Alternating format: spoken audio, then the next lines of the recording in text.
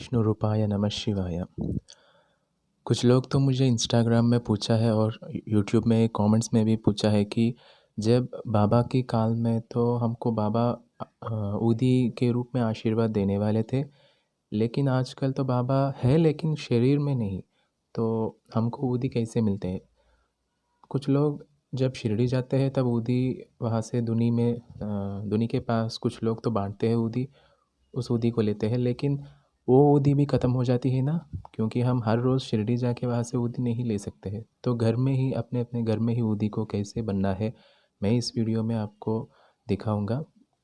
तो सबसे पहले आप क्या करना है कि मैं तो साईं बाबा को और दत्तात्रेय जी को बहुत प्यार करता हूँ, बहुत मानता हूँ। मैं साईं सच्चरित्र और दत्तात्रेय की गुरुचरित्र भी पढ़ रहा हूँ, दोनों कंप्लीट हो गया है ऑलरेडी, मैं फिर पढ़ रहा हूँ। और इसलिए मेरा जो ऊदी होती है वो दत्तात्रेय जी का और साईं बाबा जी का दोनों का ऊदी है, इसलिए मैं दत्तात्रेय जी का एक मूर्ति और साईं बाबा जी का एक मूर्ति लेता हूँ। और सबसे पहले हम इन दोनों मूर्तियों को पानी में साफ़ करना है।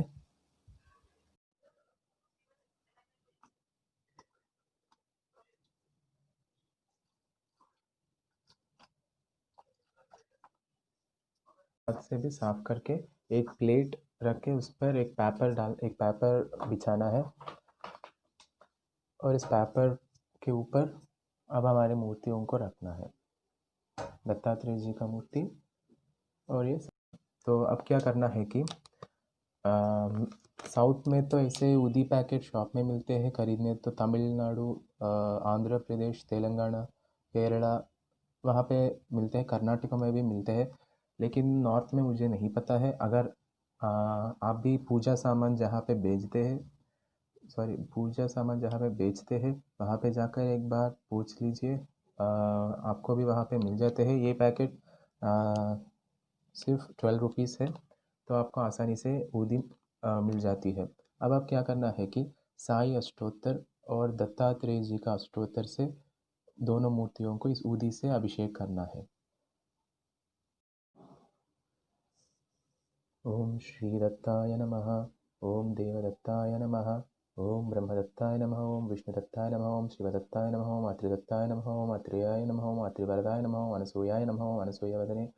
ओम श्री साई नाथाय नमः। ओम लक्ष्मी नारायणाय नमः। ओम कृष्ण राम शिव मारुत्यादि रूपाय नमः। ओम शेषसायने नमः। ओम गोदावरी तट शिरडिवासिने नमः। ओम भक्त हृदयाय नमः। ओम सर्वहृद्वासिने नमः। ओम भूतावासाय नमः। ओम भूत भविष्य वर्तमाजिताय नमः। ओम कालातीत दत्तात्रेय जी का अष्टोत्तर से और साई अष्टोत्तर से ऊदी से अभिषेक हो गया है।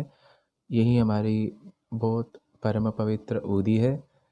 मुझे मेरे बात पर यकीन कीजिए, ये ऊदी सामान्य ऊदी नहीं है अब, क्योंकि इस ऊदी को बहुत महिमा होती है, शक्ति होती है।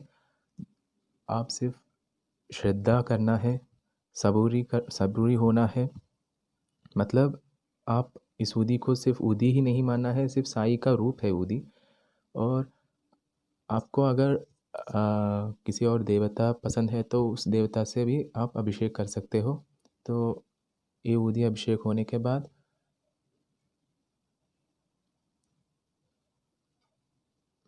इसे आरती देना है, और इस आरती के बाद भी ये जो ऊदी होती है ना, नीचे हम पेपर इसलिए बिछाया है कि ऊदी हम लेने की आसान होती है। अब इस ऊदी को हम एक छोटी किसी एक डब्बा में रखना है, और हर रोज़ सुबह नहाने के बाद इतनी छोटी ऊदी हाथ में लेकर कलश में पानी से कलश में जो पानी होती है उससे मिला के आप सिर पर रखिए। और आप प्रसाद के रूप में भी सबसे पहले मतलब सबसे पहले सुबह आप उठने के बाद आप क्या करते हो, भगवान को प्रणाम करते हो, बाद में आप नहाने के जाते हो, सब कुछ होते हैं ना। होने के बाद सबसे पहले रोज़ आप ऊदी खाइए। ऊदी मतलब छोटा ऊदी काफ़ी है। आप छोटा ऊदी आपके मुंह में डालिए और सुबह ऊदी से शुरू कीजिए, और रात सोने के समय में आप फिर ऊदी प्रसाद के रूप में ले लीजिए। और जो भी आपकी मनोकामना होती है वो सब कुछ पूरा होती है, और आपको कुछ भी सोचने की ज़रूरत भी नहीं पड़ती है, क्योंकि ऊदी के महिमा इतना ये ऊदी की महिमा तो वर्णनातीत है। कोई भी वर्णन नहीं कर सकते हैं। और अगर आप साई सच्चरित्र में देख लें तो ऊदी के बारे में बहुत अध्यायों में है। 3 अध्याय तो ऊदी के बारे में ही सिर्फ दिया है। और इस ऊदी को आप पूजा मंदिर में रख के हर रोज़ धारण कर सकते हो। और इस महीने मतलब दिसंबर 29 दत्त जयंती है। दत्त जयंती के दिन ही साईं बाबा का जन्मदिन भी है। क्योंकि मैं ऑलरेडी बोला हूँ इस अध्याय पर मैं ऐसा सोच रहा हूँ कि एक नया वीडियो बनने की, लेकिन मैं कोशिश करता हूँ करने की। अगर होने तो मैं ज़रूर करता हूँ। लेकिन मैं आपको ये कहानी अभी समझाने के लिए थोड़ा कोशिश करता हूँ। श्रीपाद वल्लभ जी ने हिमालय जाते हैं, वहाँ पे हनुमान जी से मिलते हैं। हनुमान जी से बोलते हैं कि तुम साई के साई के रूप में एक कलयुग में अवतार धारण करना है। तब हनुमान जी बोलते हैं कि जी मैं ज़रूर अवतार धारण करता हूँ, लेकिन उस अवतार में मेरे साथ आप भी होना है। श्रीपाद वल्लभ जी मतलब दत्तात्रेय जी है। आप भी मेरे साथ होना है उस अवतार में। तब श्रीपाद वल्लभ जी ने काल पुरुष को बुलाते हैं और काल पुरुष से बोलते हैं कि आज दत्त जयंती के रूप में मैं निर्णय कर रहा हूँ, आज्ञा दे रहा हूँ। हनुमान साई के रूप में अवतार करेगा, साई के रूप में अवतार में आएगा। और मेरा अगला अवतार नृसिंह सरस्वती है। उसके बाद स्वामी समर्थ के अवतार है। जब स्वामी समर्थ के अवतार संपूर्ण हो जाते हैं तब मैं साई के रूप में हुई हनुमान में मिल जाता हूँ और उस अवतार को सद्गुरु संपूर्ण अवतार करता हूँ। और ऐसा भी बोलते हैं कि साई को नाद शब्द देकर साईनाथ के रूप में प्रख्यात होती है। और ये साई को दत्त साहित्य को भी प्रसाद करते हैं। वैसे हमको इस कहानी से पता चल जाता है कि दत्त जयंती के दिन साईं बाबा के अवतार आया है। और उसके कंटिन्यूशन में क्या होता है कि अनुसुईया माँ वहाँ पे आती है और अनुसुईया माँ उस समय में एक शिशु को जन्म देते हैं। तब श्रीपाद वल्लभ जी कहते हैं कि ये हनुमान है, एक नज़र में मैं ही खुद फिर अवतार ले रहा हूँ। मतलब उसी दिन ने श्रीपाद वल्लभ जी बोला है कि दत्त जयंती, और उसी दिन ने अनुसुईया माँ साईं बाबा को भी जन्म दिया है। इस कहानी से हमको समझ में आ जाते हैं कि साईं बाबा का जन्म दत्त जयंती के दिन है। लेकिन ये सिर्फ दत्त भक्तों को ही पता है क्योंकि वही लोग श्रीपाद वल्लभ चरितमृत पढ़ते हैं।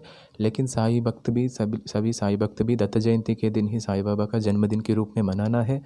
ये मेरा इच्छा नहीं है, क्योंकि अगर आप श्रीपाद वल्लभ चरितमृत पढ़ें तो आपको ही समझ में आ जाती है।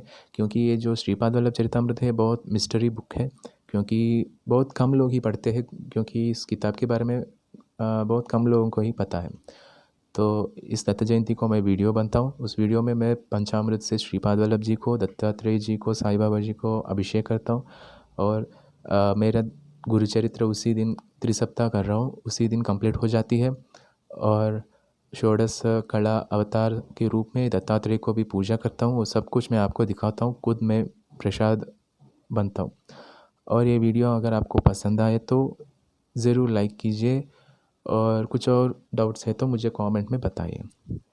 जय साईं राम।